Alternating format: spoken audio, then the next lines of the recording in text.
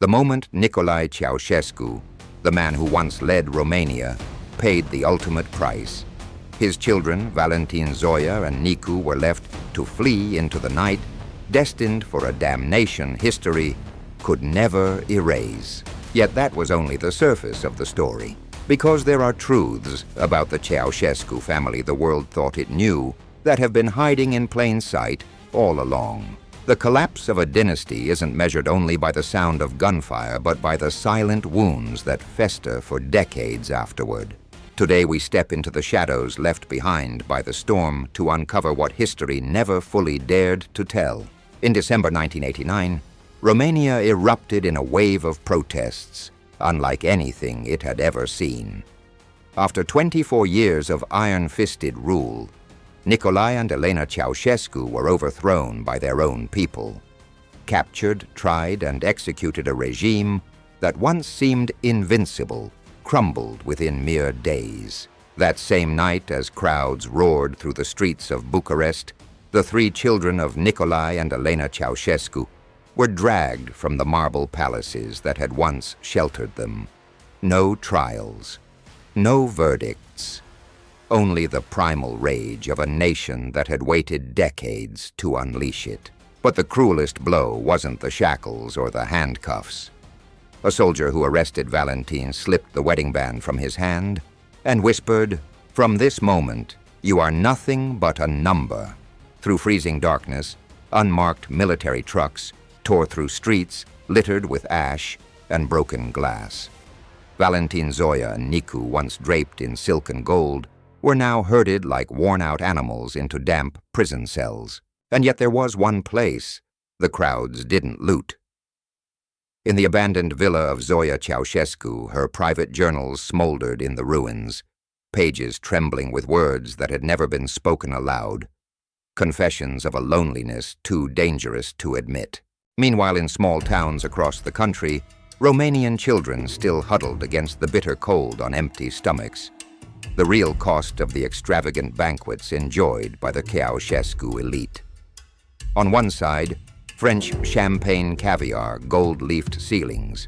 On the other, stale bread-rationed gasoline and blacked-out light bulbs from dusk till dawn. And when the hidden food reserves were broken open, the people found treasures they had never even dreamed of.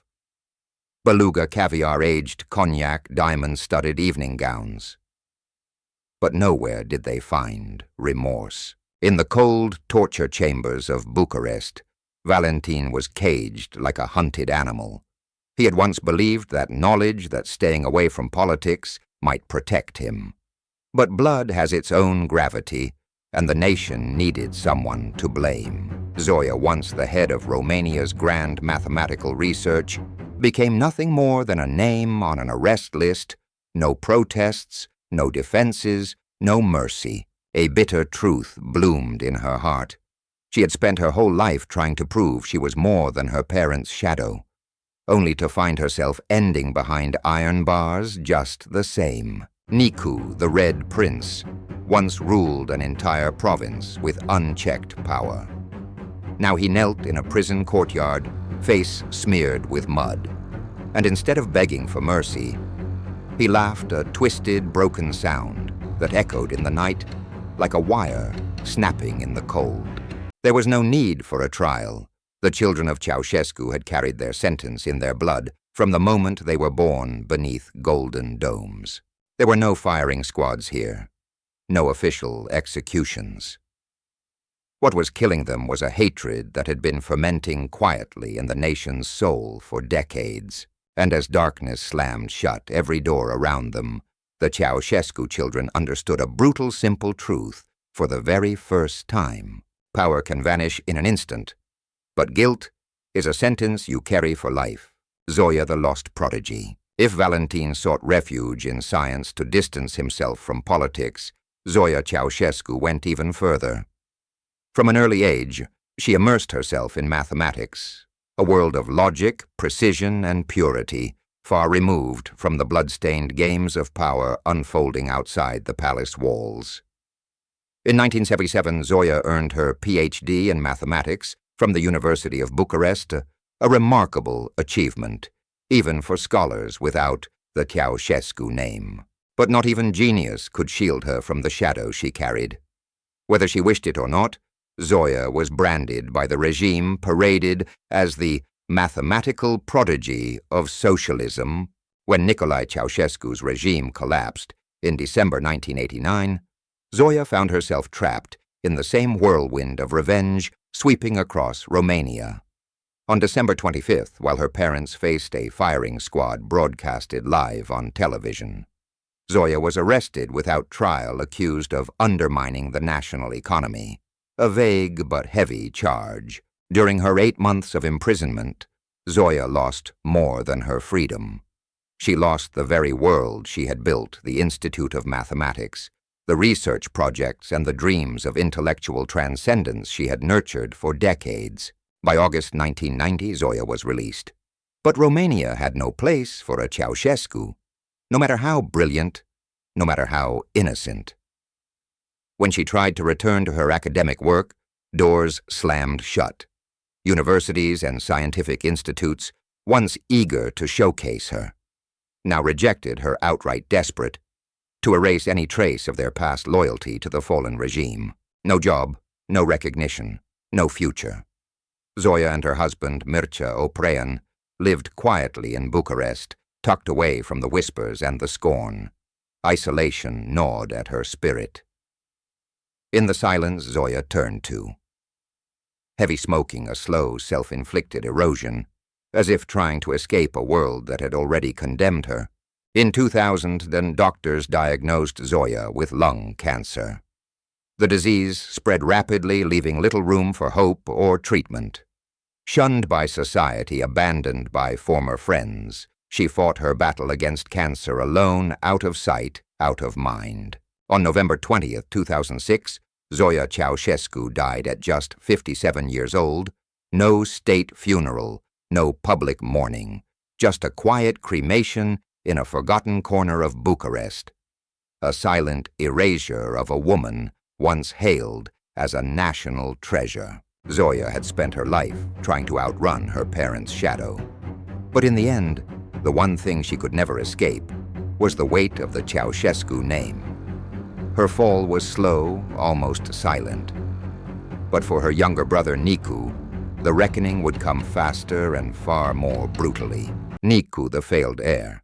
If Valentin sought science and Zoya clung to mathematics, Nicu Ceausescu was destined for something else, entirely power. From the moment he could walk, Romania's Communist Party leaders whispered about him as the natural heir to his father's iron-fisted rule. He grew up not in classrooms but in palaces, learning not from books, but from the endless ceremonies of adulation staged for his parents. As Romania's economy collapsed in the 1980s and food rations shrank to near starvation levels, Nicu's world remained untouched. Lavish parties, foreign vacations, and reckless indulgence defined his youth. While ordinary citizens lined up for hours to buy a loaf of bread, Nicu was rumored to spend nights gambling away fortunes in Monte Carlo. And yet behind the scenes, even some within the Communist Party questioned whether Nicu was fit to lead arrogant, impulsive, and prone to heavy drinking. He quickly became a liability, a mirror not of strength, but of the regime's rot from within. Would you entrust a crumbling nation to a man who couldn't even govern himself? Despite his flaws, Nicolae Ceausescu pushed his son forward. In the late 1980s, Nicu was appointed head of Sibiu County, a prestigious post that was widely seen as the final stepping stone toward national leadership.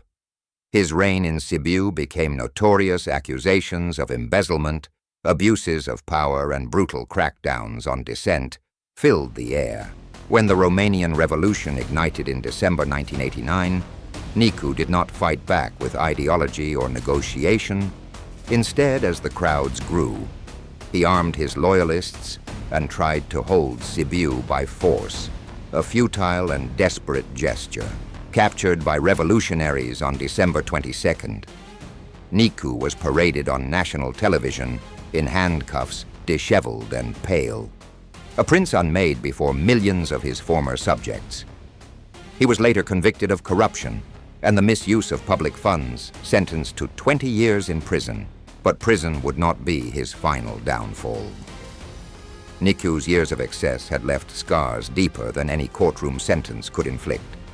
Suffering from advanced cirrhosis, he was quietly released after just 2 years, not because of mercy, but because death had already begun its slow march through his body. Have you ever wondered what it feels like to watch everything you were promised, power, legacy, immortality, rot away from the inside out? Niku spent the final years of his life adrift between hospitals and obscurity. In 1996, desperate for treatment, he was flown to Vienna, Austria. But it was too late. On September 26, 1996, at the age of 45, Nicolae Ceausescu died, not at the hands of an angry mob, not before a firing squad like his parents, but in a sterile hospital room stripped of power, privilege, and even dignity. There were no state funerals, no crowds to mourn him, only a quiet burial near his infamous parents, a final resting place, heavy with irony. He had been raised to rule a nation. In the end, he couldn't even rule himself. But as dark as Niku's downfall was, there are truths about the Ceausescu legacy deeper, more horrifying, that history rarely dares to confront. And soon we'll pull back the curtain. The Ceausescu curse, a name Romania couldn't bury. After the dust of revolution settled and the bodies were buried, Romania tried to move forward. The statues of Nicolae Ceausescu were toppled. Streets that once bore his name were hastily renamed. History textbooks were rewritten carefully, painting over the decades of propaganda with thick strokes of shame and regret. But even as the public celebrated their freedom, the Ceausescu name refused to disappear. It lingered not on monuments or official papers, but in whispers, in courtroom battles, and in the complicated legacies left behind. In 2008, nearly 2 decades after the revolution, Valentin Ceausescu and his brother-in-law Mircea Oprean shocked the nation by registering Ceausescu as a trademark. The move ignited public outrage. How could the heirs of a dictatorship dare to claim ownership over a name so deeply tied to pain? Was it a cynical attempt to reclaim lost power, or merely an effort to protect their family's name from being exploited by others? The line between pride and provocation blurred, and in that confusion old wounds reopened. Zoya had already passed away, by then her memory fading quietly into the background. But Valentin remained a silent reminder that history is never as neatly divided as revolutions would like to believe. Lawsuits over seized artwork, bitter legal battles over confiscated property, and endless arguments over the Ceausescu legacy plagued Romanian courts well into the 2000s. And perhaps the bitterest irony of all, in trying to erase Ceausescu from history, Romania could never quite let him go. Each courtroom dispute, each heated debate about stolen paintings or brand names only pulled the specter of the Ceausescus back into public consciousness. It was as if the country itself was trapped in an invisible tug-of-war, struggling not just with the memory of a dictator, but with the question of what that memory meant. Is it possible to truly destroy a legacy when so much of it still lingers in the shadows of daily life? Today, the Ceausescu name remains controversial, despised by many, secretly defended by a few. For some Romanians who suffered under his rule, the scars are still fresh. For others, especially the young who never lived through those days, Ceausescu is a distant symbol, a ghost from another century, misunderstood or mythologized.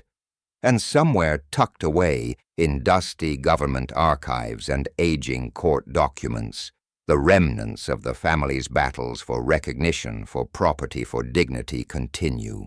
A dynasty that sought to immortalize itself ended in betrayal, violence, and obscurity. But the name Ceausescu still refuses to die completely. Yet even this lingering curse is not the darkest legacy Nicolae Ceausescu left behind. Because in the hidden corners of Romania's history, There are secrets far more chilling than a name. The Ceausescu dynasty once stood atop Romania, like a towering monument, feared worshipped, seemingly invincible palaces stretched to the horizon. Portraits adorned every building. Their power appeared eternal. But history rarely grants eternity to those who seek it most desperately. When the regime collapsed, the fall was absolute. Not just of Nicolae and Elena Ceausescu, but of everything they had touched. Their children born into privilege, raised under gilded ceilings, were cast down alongside them. Prisoners, not of law, but of legacy. No courtroom could erase their names. No apology could redeem their bloodline. No exile could cleanse what was already written into the bones of a nation. The sins of the father had become the chains of the children. A family that once stood at the summit of power became a living curse. And long after the statues crumbled and the trials ended, one question still echoes in the ruins they left behind. If you were born into sin, could you ever truly save yourself?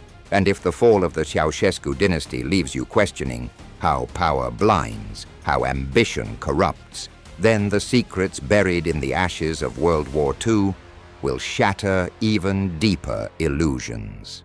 Because sometimes the monsters history warns us about were once heroes wearing medals. Stay with us as we uncover the hidden truths of a world at war and reveal the secrets history hoped you would forget.